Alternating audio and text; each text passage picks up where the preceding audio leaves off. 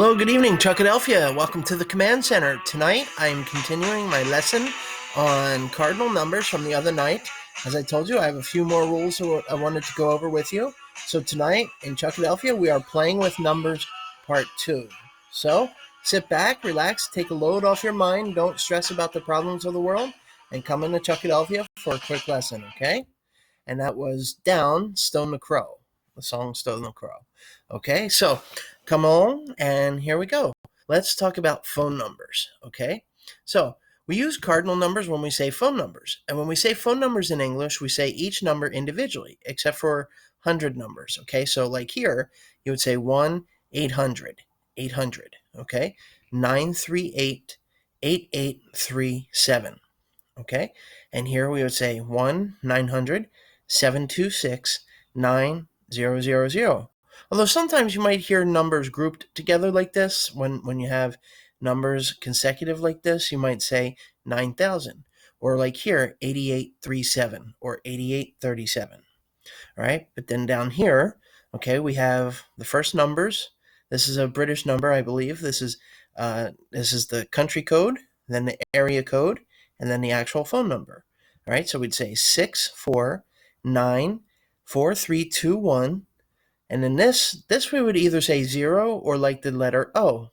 Okay, 0897 or 0897. They're both acceptable. However, O is more common. All right, 1-609-994-9843. 1-856-858-1925. All right, and again, that's the country code, area code, and the actual phone number. Now, as I say down here, in England, they typically call your phone like this. They would say mobile phone, but in the States, we say cell phone. Now, if you have a phone at home, an actual phone, you would say that's your home number, your home phone number. Or sometimes you may hear landline. If someone says, do you have a landline? That means, do you have a phone in your house, right? Not necessarily your cell phone, when it is actually connected to the phone system.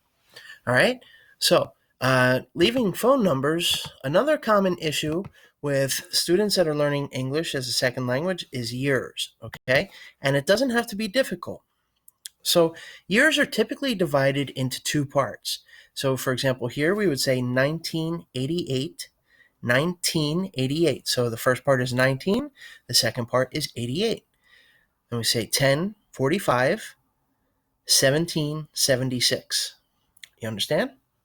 All right, so now let's move to specify with when a year ends in a number between 01 and 09, then the last part is pronounced like the letter O, and then we say the number, okay? For example, this would be 1908. We don't say 1908, we would say 1908, and we wouldn't say 1908 or 08. No, 1908. It's so much faster that way. Okay, you save time doing it like that. And then the next one, we would say 1305.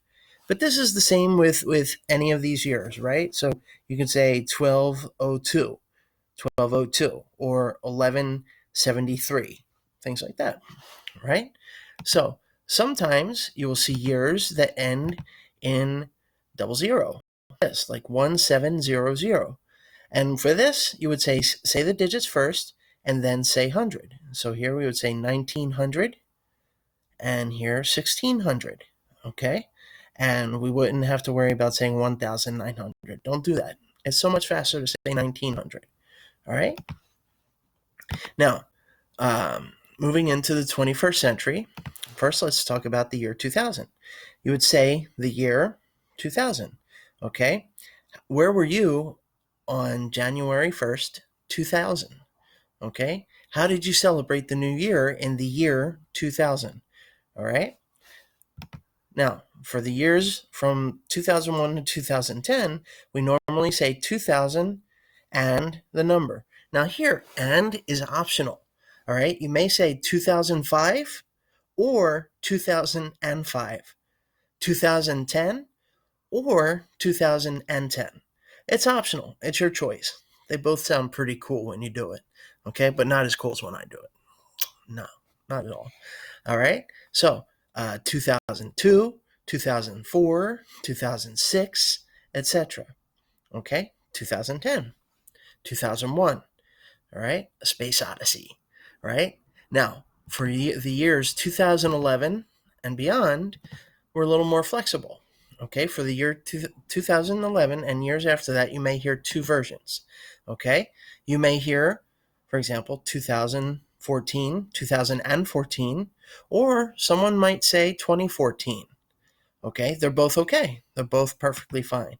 And for the current year, we would say 2020 or 2020 or 2020, 2020. That's also a possibility as well. Okay, so that is how we say years. But for specific dates, we use ordinal numbers. Okay, and many times you'll see the ordinal numbers written like something like this: June 12th, 2020. Okay, or sometimes you may see a date written like this. But even if it's written like this, when you say the date, you have to add the ordinal number. So I can't just say October 19, 2005. I would have to say October 19th, 2005. If you don't know your ordinal numbers, stay tuned. That's going to be in an upcoming video. Okay? Now here we would say December 19th, 1978. January 1st, 2000.